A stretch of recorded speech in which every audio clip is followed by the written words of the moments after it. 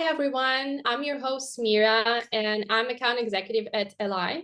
We're thrilled to welcome you to our webinar, Mastering Localization and Strategies for Adapting e-learning Content. So today, reaching diverse audience, it is vital, and we focus on localization in e-learning to create engaging content that goes beyond than just only translation. So in this session, we will explain localization in e-learning specifically, helping you to make learning experience that connects and just eliminates all borders. Create the content that connects people worldwide. That's our motto. So by considering cultural and practical aspects, we'll show you how to make e-learning content that truly engages with global audience. And to do so, Inna will help us. So your speaker for today is Inna Horwath. She's learning strategist at Elai. And the floor is yours, Inna. And before I leave, by the way, guys, if you want to connect with us on LinkedIn or any other social media, feel free to do so in the shared links in the chat. Inna, the floor is yours. Thank you, Mira. Hi, everyone. It's a pleasure to be here today and discuss such vital topic. To tell you the truth, while I was preparing, I realized that I could sum up this session in one sentence, which is not all the localization aspects is your job. But we will dive in this a little bit deeper. And let's just start from who is this for? So summing up, I'd say that in general, localization aspects are relatable to any e-learning material developers. If you're working in a global company, that's the topic that sooner or later you will face. So a couple of words about structure. We'll discuss differences in localization and translation. We'll provide you strategy for successful localization, practical tips, and where to start. And spoiler alert, Elai.io will help you with the first step in localization of your learning material. So, localization versus translation. It's definitely not a synonym. It can't be far from being a synonym. Just to give you a minor example, way back in 60s or 70s, Pepsi launched an international campaign with the slogan, "Come alive, you are in Pepsi generation." So it was a huge success in the Western world, but unfortunately, when they tried to localize it in China, the line was mistranslated to Mandarin and Cantonese as "Pepsi brings your ancestors back from the dead," or "Rise from the grave with Pepsi" in German, so which sounds horrible, but this is what translators did, right? So they did their job. They translated the way the slogan was. That's the difference between translation and localization. Translation means just the words, but words can have different meaning. I know how it sounds, but it's true. Further on, you will see more examples, and you will get the great grasp of the differences between these two terms. But couple of words on why localize and not translate. So let's face the truth, when you're working in a multinational company, very often you get the material. So firstly, you get the task, then you develop material, and then you pass the job later on to the translators, so they do their job. And usually, learning developers, they are quite overwhelmed with the tasks to truly dive deep into the topic of localization. So here we are today to give you some tips and tricks on how to make this job a little bit easier and get some practical insights. While I was working in 2 international companies, I've had these issues. So it is something that you would need to work from the stakeholder management perspective, definitely, but we'll discuss it later. So first things first, let's talk about cultural relevance. Different regions, they have unique cultural nuances and customs and sensitivities. Merely translating content without considering these factors can lead to misunderstanding or offense. I mean, we've all heard all of these stories about politicians who go to another country and they do some gesture and it's totally different meaning in this specific country. If you have time, just Google it. It will make you laugh for sure. So in order to avoid this kind of sensitive topics, they are very important for learning material, because when learning material is built with human-centered design, where the learner is in the center of the learning material, not the company, not its values, not its mission, but the learner. Because if you put the learner into the center, then she will understand the content, relate to it, and feel the need to recall it later on. So next on, let's talk about contextual adaptation. So localizing content involves more than just the language. It involves examples, scenarios, and references to be contextually relevant.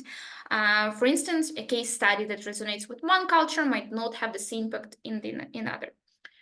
I had an experience when one of my colleagues developed material on compliance for the company, which was a subsidiary for our company, so the main one.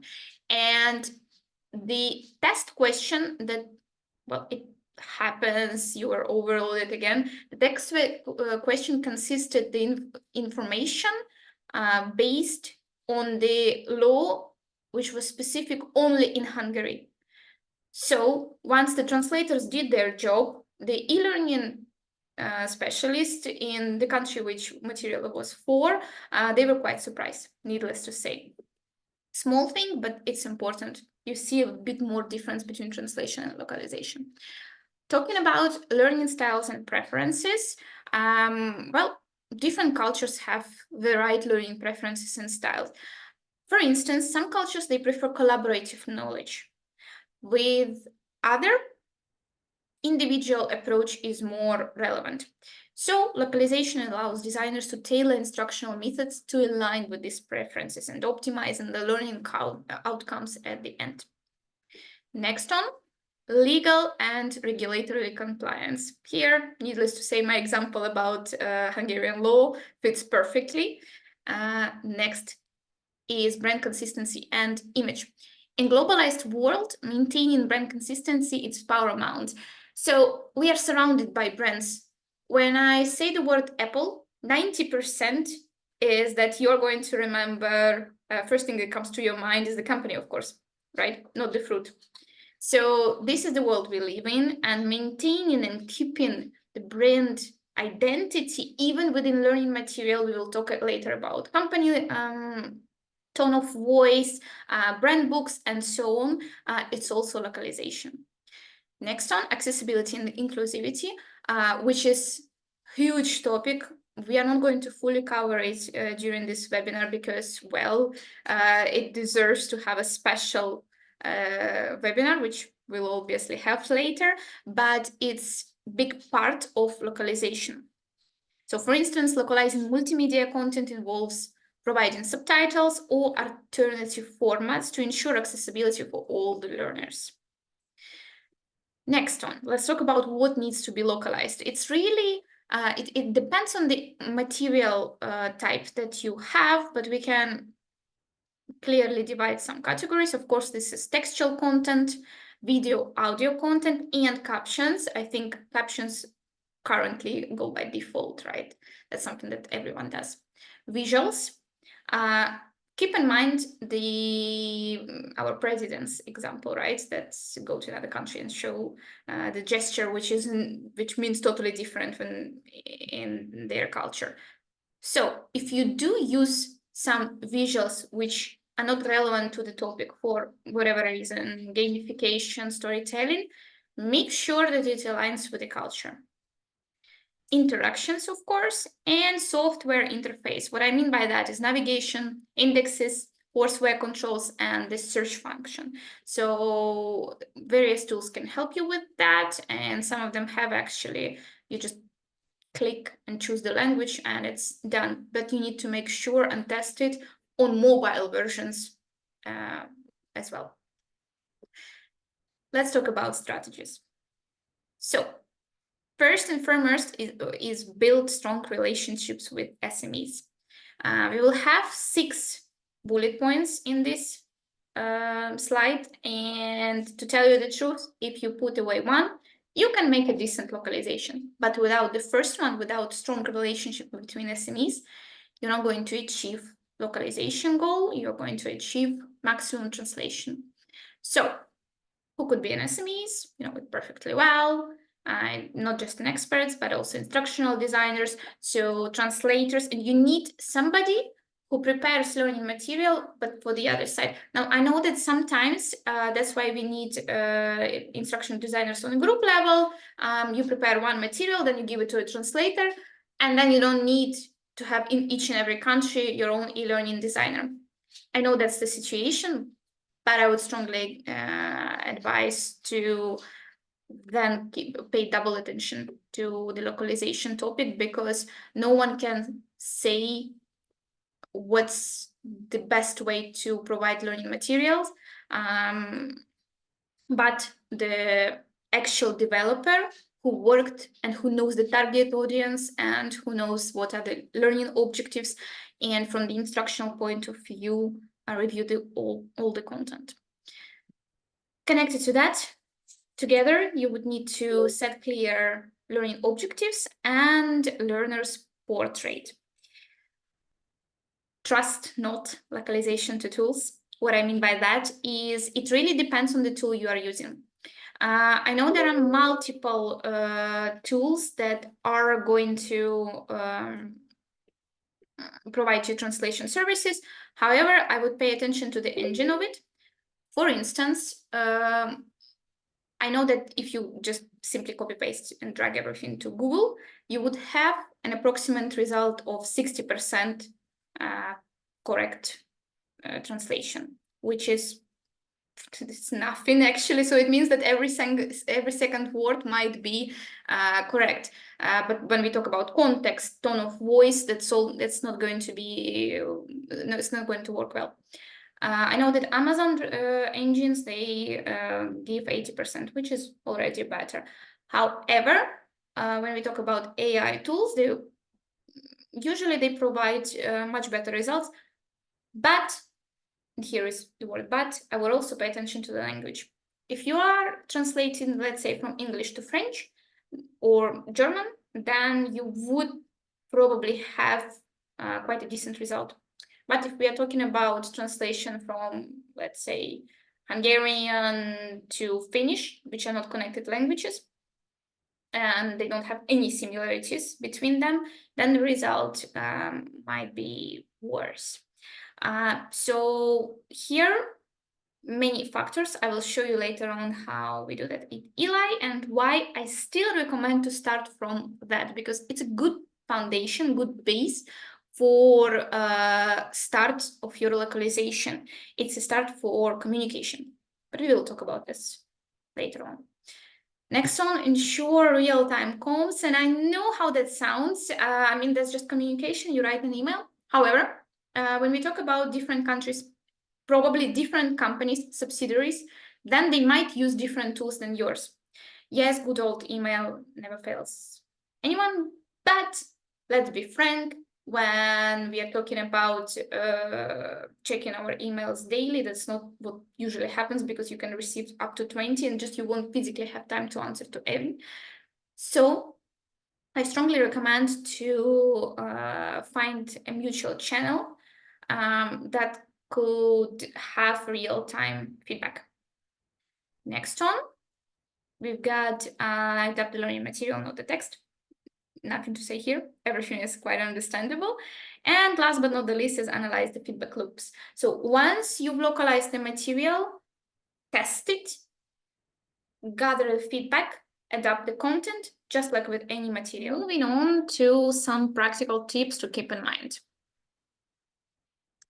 So first things first, create a vocabulary to reuse. What I mean by vocabulary is some either specific abbreviation that are relevant to your company or some terms that you can't find on Google, let's say, but everyone knows them. So if you do create a vocabulary like that, next on, while creating further e-learning materials, you might use these words, because especially when we talk about abbreviations, in terms of translation them, it's a hard job for translators, so keep in mind them.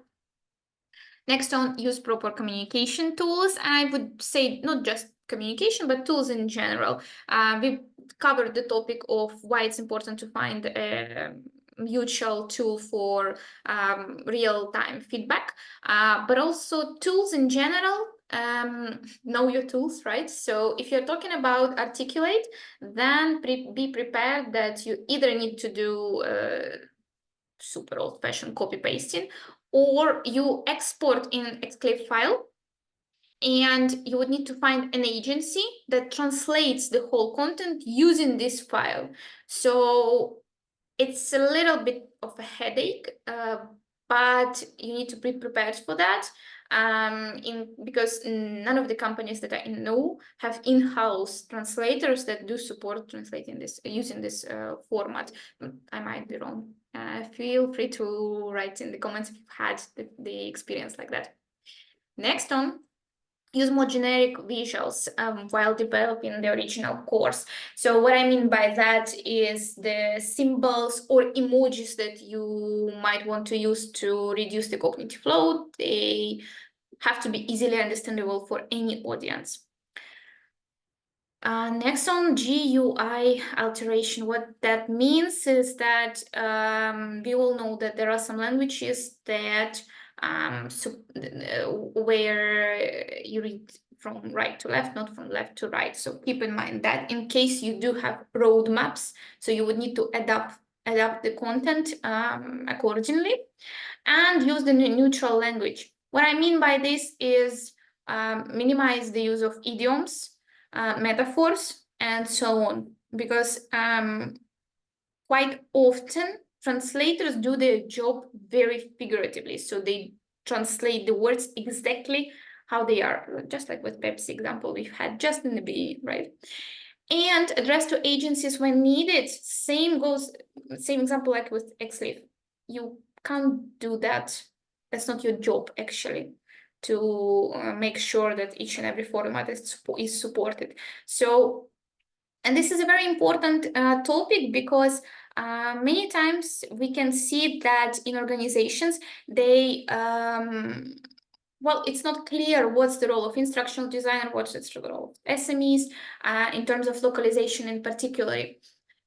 You need to understand what's your line of responsibility and what's the translators. And yes, you do have more responsibility in terms of keeping the content the way it should be, but you can't know every single language. So be sure to address the rules right in the beginning of the project. Okay, so where to start? Here is a brief guide. So firstly, build rapport with SMEs, and then create file duplications for each language. That's quite important if you are new to instructional design or e-learning materials development. You might be tempted to have everything in one place. With especially articulate, for instance, you can't do that. You can't later upload XLIF file to translate each and every word. You would and then it would make a copy. No, you need to firstly make a copy of each material, then export, then import the needed file. Next on, work on the draft and communicate on this strategy, which actually should be the first, but it's a repetitive process, so it's like a circle, right, that you come back. So let me show you. I would need to switch my, just a second, so the tab. So unfortunately, I've got a huge storm in my area, so my internet is not so good. But anyways, we've got here all that we need to see. So when you choose the video, here is an option to translate. And I stand by that it's still an option to do so, to use the machine translation, because it gives you a nice base. However, make sure that translator still checks. So I wouldn't trust it fully. Here the slide is again not appearing, apologies for that. But what I would like to show you here is the option to choose accents. This is also something which is quite important in terms of localization. Very often we think that English materials don't need to be all localized when we talk about Australia or USA. However, I think it's quite important because, again, you put the human inside the learning process. So the human-centered design is what we try to follow, right? One thing also to mention is when you work with automated translations, for instance, in Slavonic languages or Hungarian language, they do have difference between addressing to each other. So you has actually two words, which is super crazy if you think about it. But it's one of them is respectful, but you would address to an elderly, for example, or to your senior colleague. And the other one is a peer addressing. I bet that AI is not programmed to translate knowing these kind of nuances. So you need to be very careful with that and follow the attitude, the brand tone of voice which you have in your company. And what is also important that sometimes you work for a company which owns a subsidiary which has totally different tones of voices. So be sure to pay attention to that as well. What is also a good idea to start from, the draft that I mentioned, is to communicate right within your tool. So here below you've got your comments, and real time you can get the feedback on each and every slide, which cuts time quite well, because, well, imagine to have an email for each and every one of the slides, and usually, well, we've got a lot of fixes, bugs, errors, something that we need to adjust. And here my part actually is done. So this is a brief material on how to localize your e-learning course or video, or in general, it's not just about e-learnings. Sometimes we need to localize webinars or some sessions.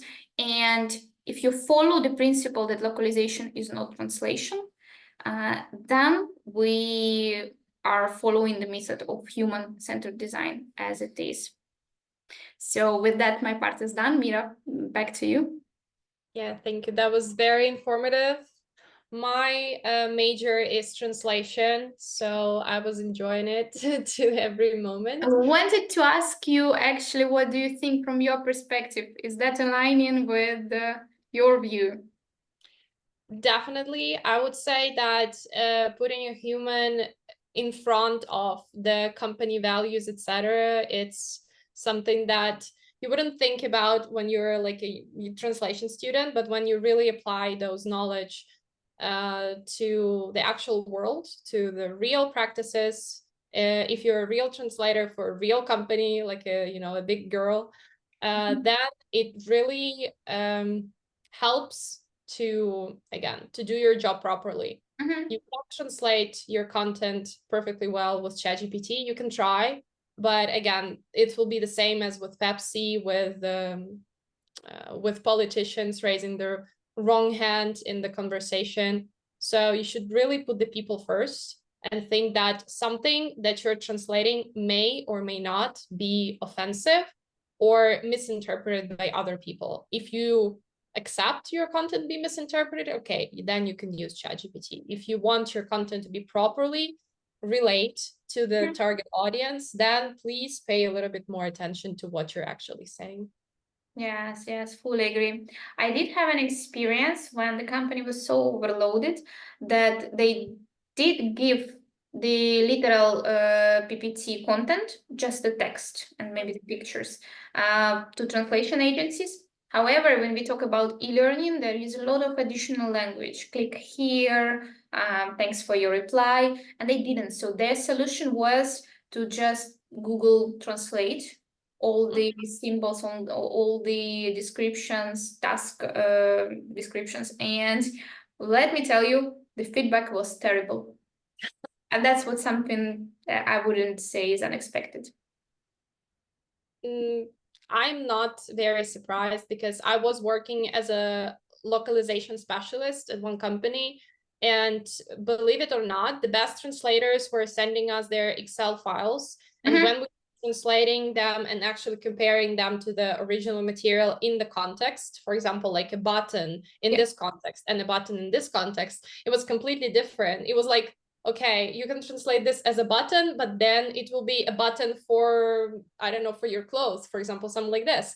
So you cannot ever be right with the literal translation line by line in Excel. You have to always compare it with the original as well. So I understand the workload, but again, you cannot sacrifice the actual meaning of the text. Yeah, absolutely, because it can create quite drastic mistakes and misinterpretations. So yeah, with that, I'm pretty sure that all of our listeners got the idea of why it's so important. And to be honest with you, I wouldn't say that it's such a huge deal right now. I think that right now we are living in the world where most of the companies understand the importance of localization. However, I would strongly stress that the importance of stakeholder management in this aspect, and our job as learning specialists, e-learning designers, to stress some points that can be better. Yeah, totally agree. And I hope the session was interesting, helpful, and inspiring not only for me, but for our listeners as well. And I hope the key insights from the session will help you in your professional journey. Doesn't matter if you're a translator, localization specialist, or L&D content creator. And remember that embracing localization is just vital for effective instructional design and L&D content creation. So feel free to continue exploring AI and Elai in particular, and all the possibilities that AI has to offer for content creation. And if you have any questions, if you want us to support you on this journey, feel free to reach out to us via sales@elai.io, or again, connecting with us on LinkedIn. We can also help you with that. And thank you so much for being with us today. We can't wait to see you create great content and follow all the tips that we've given to you. And happy video creation. Until next time, guys. Till the next time. Bye-bye.